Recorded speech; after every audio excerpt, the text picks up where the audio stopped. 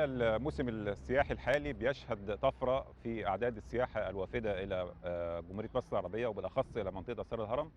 بطبيعة وجودنا في المنطقة هنا احنا بنلمس الزيادة الوافدة في مختلف الجنسيات حقيقة، وليس قاصرة على جنسية بعينها.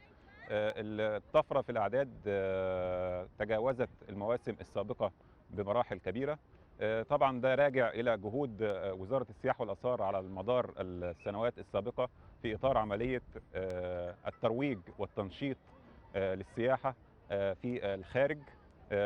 مجهودات قوية قامت بها هيئة تنشيط السياحة المصرية على مدار الشهور الماضية على مستوى العالم أجمع.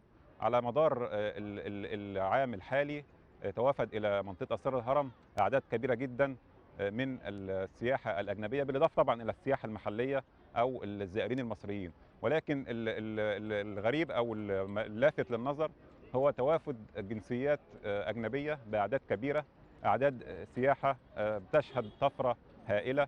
وطبعا دي لها مردود إيجابي طبعا على السياحة المصرية، على الرغم من الأزمات العالمية أو اللي بيعاني منها العالم أجمع، وجود بعض الاضطرابات وبعض المشاكل الاقتصادية. ولكن الحمد لله السياحة في الواردة أو الوافدة إلى مصر في ازدياد، ونتوقع أن الموسم حتى نهايته سيكون إن شاء الله موسم حافل وناجح بإذن الله. في واقع الأمر ازدياد الأعداد الوافدة إلى المنطقة بصفة يومية بيضع بعض التحديات أمام الإدارة هنا في المنطقة، وبالتالي تم اتخاذ جميع الاحتياطات والتدابير اللازمة، سواء بازدياد أعداد المفتشين الآثار المتواجدين على مدار الساعة، سواء عند استقبال الزائر على بوابة الدخول، عند شبابيك التذاكر، في المواقع الأثرية، منتشرين في جميع الأماكن. تدعيم ورديات الأمن الإداري التابع لوزارة الآثار، زيادة أعداد الصرافين والمتعاملين على شبابيك الصرافة لمواكبة ازدياد الأعداد.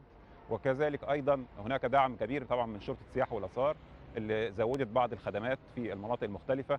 بالتالي كان هناك غرف عمليات مستمرة بالتنسيق مع الوزارة والتنسيق مع شرطة السياحة مع المنطقة لمتابعة وتطورات والزيادات في الأعداد والسيطرة على التوافد الأعداد دي، وإن احنا نجعل إن السائح أو الزائر لا يلحظ ان وجود كثافه او زياره او ازدحام في المنطقه لا يؤثر على جولته او استمتاعه بالمنطقه. طبعا اعتقد ان كل المصريين يعوا جيدا ان منطقه اثار الهرم تشهد مشروعا للتطوير. مشروع للتطوير الهرم دوت ممتد بقاله اكتر من سنه. احنا في مراحله النهائيه او المراحل الاخيره للمشروع على وشك افتتاحه قريبا. الهدف من المشروع هو نقل المنطقه او منطقه اثار الهرم الى يعني نقله حضاريه اكبر. كان هناك بعض السلبيات المتواجده في المنطقه، وضعنا كل هذه السلبيات في الاعتبار اثناء التخطيط واثناء تنفيذ وتطوير المشروع. المشروع اساسه نقل المدخل من منفذ من هاوس الى طريق الفيوم. هناك بوابه دخول وبوابه خروج على طريق الفيوم. هناك بارك او موقف للسيارات يتسع لاكثر من 3000 سياره. مبنى كبير للزوار يحتوي على قاعه سينما تعرض فيلما وثائقيا عن المنطقه في حدود 5 دقائق لتعريف السائح او الزائر بالمنطقه وبما تحتويه من اثار وتاريخ قبل الدخول. هناك عدد من الحافلات الكهربائيه التي سوف تعمل داخل المنطقه. يعني باختصار ان السائح او الزائر اللي هيدخل بسيارته هيتم ترك السيارة في البارك ويدخل إلى مركز زوار يقدر يشتري التيكت. هناك أكثر من 12 شباك تذاكر لمنع التكدس والازدحام. بعد ذلك يستقل الحافلات الكهربائية. الحافلات الكهربائية هتاخده في جولة في المنطقة فيه لها حوالي 6 محطات وقوف عند كل مزار، سواء عند هرم من كورع، هرم خفرع، هرم خوفو، أبو الهول، منطقة التريض، والعودة مرة أخرى. بخصوص موضوع الباعة الجائلين المتواجدين بالمنطقة، في المشروع تطوير راعى هذه النقطة. تم إنشاء عدد 24 بازار موجود في مبنى الزوار ومبنى الطلبة عند مدخل الفيوم. سيتم طرحهم للراغبين في استخدامهم. بازارات بصفة يعني لها صفة حضارية نوعا ما، بديلا عن الوضع اللي كان موجود قبل كده، اللي هو وجود بعض اللي بيسموها الترابيزات او اللي بيبيعوا عليها العاديات او التحف او الكلام ده اللي السائح بيحتاجها. لا، الموضوع هيبقى منظم اكتر، هيبقى لهم اماكن محدده، لهم بازارات محدده انشئت على اعلى مستوى، هتدار بطريقه في اكثر نظاما واكثر احترافيه. المنتجات هتراعى فيها تنوع المنتجات اللي هتقدم او اللي هتباع للسائح. كمان في منطقه البانوراما هيبقى في بعض الاكشاك الصغيره او يسموها الترابيزات والاكشاك الخشبيه اللي تم تصميمها بنظام متناسق ومتلائم مع المنطقه وموحد، وبرضه هتبقى تحت الاشراف الكامل للمنطقه، وبالتالي هيتم التحكم في عمليه التعامل البائع او المتعاملين مع السائح عن طريق المنطقه الاثريه.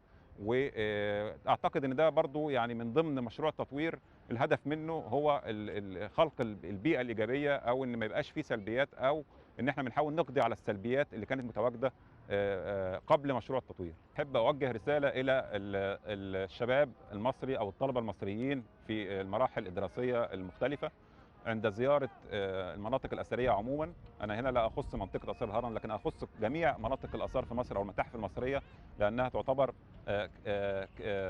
كنز او تراث ملكا للشعب المصري كله، يجب المحافظه عليه.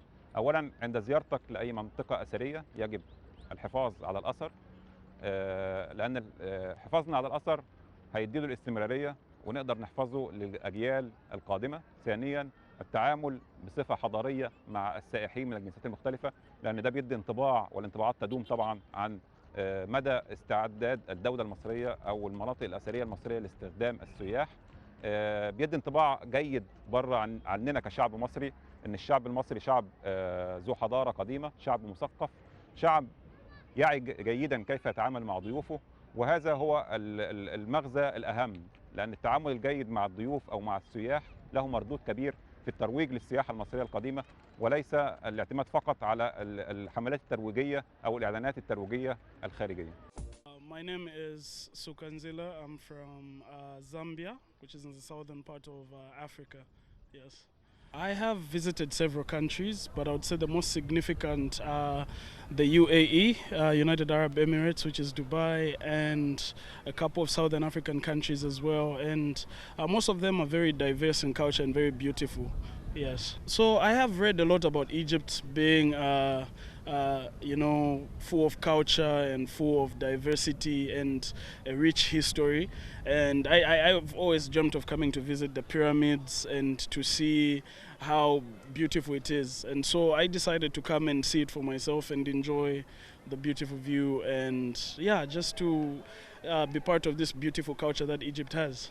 Yes. This one we're going to see the pyramids and the Sphinx. And hopefully we can see the entire compound and just how diverse and how beautifully it's made. So we're going to be around there. And then later on, we're hoping to visit other parts of Egypt with a bunch of friends. So we're going to see how other parts of the country are and how rich it is and just how beautiful it is in culture and tradition, yes. Egyptians, very nice people. I've met a couple of Egyptians back in my home country, Zambia, and most of them are really, really interesting people. You know, most people have a misconception or do not understand people from this country, I feel. But with the interactions I've had with most Egyptians, beautiful, lovely people, and very good to be around, very kind people. At least in my personal experience, that's how it has been. A souvenir, I was looking for, I've been asking people about a souvenir which has the young pharaoh King Tut. If I can find one of those, then that can be really, really nice. But I'll look around and see what I have. I've gotten a few cards from Port Said and just around the country, but something from which has King Tut's face, very, very nice. My name is Shannon Coffey. I am from New Hampshire in the United States. I'm Joe Coffey, and this is my wife. I live there as well. This is one reason. It's fantastic. Look at this place. It's a dream come true. Ever since I was a child, I had always dreamt about Egypt. even plastering a wall from National Geographic with everything Egyptian. And so getting to come here was really something incredibly special.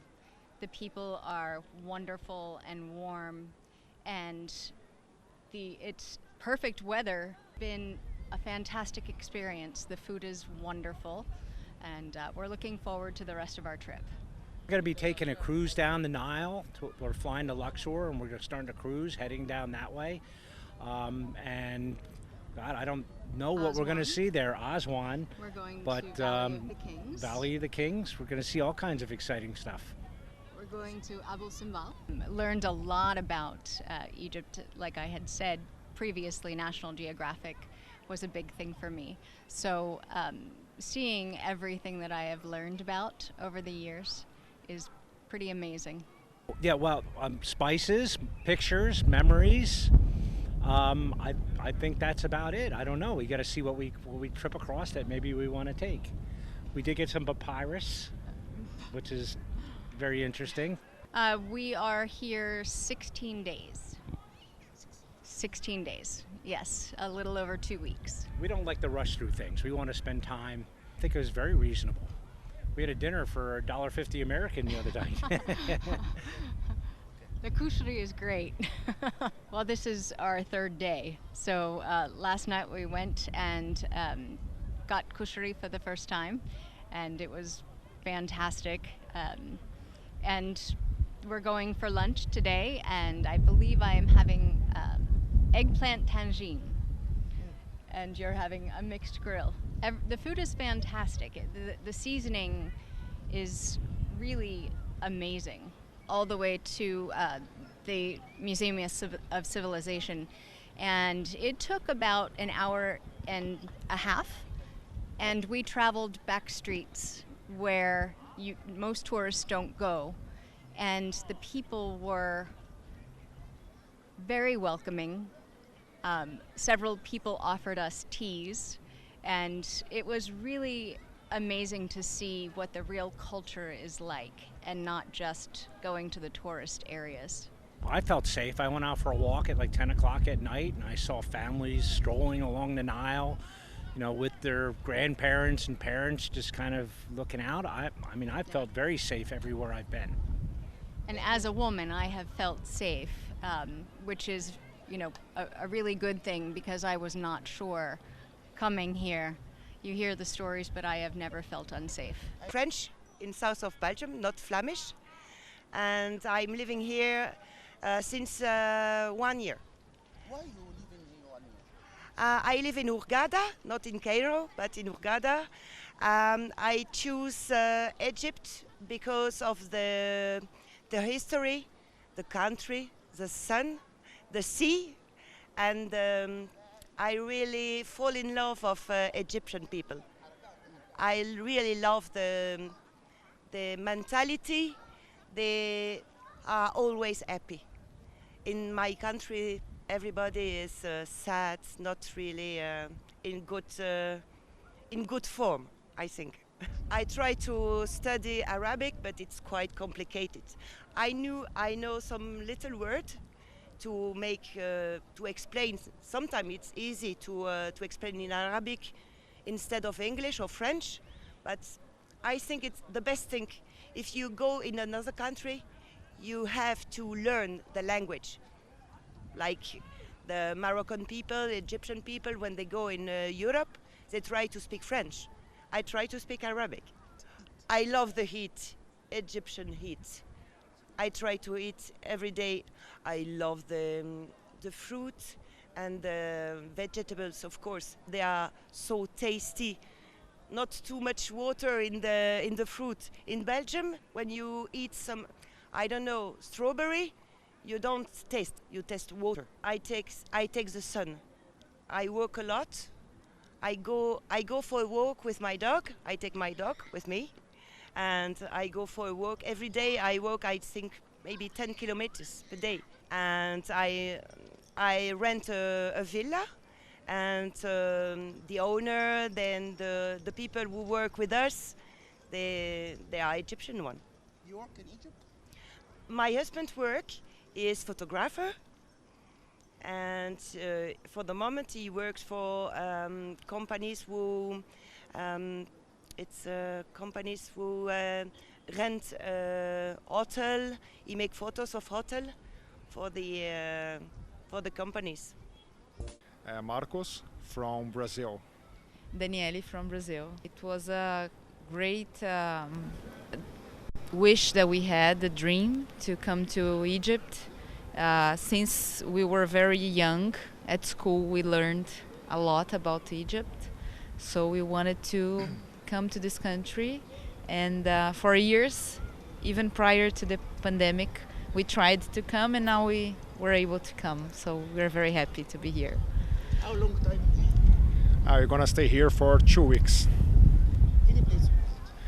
Cairo, then we go to Luxor, then to Aswan, then to Abu Simbel, then back to Cairo to visit the museums. It's very warm people, welcoming, respectful. We are very pleased with what we are receiving as people welcoming us here. We bought a few souvenirs. We bought the carpets that are made here in Egypt. We just bought it, and we are planning to buy some clothes also made from the great cotton of Egypt. We'll come back and we'll tell to other people to come to visit Egypt. I think that was a dream that we had since we were kids.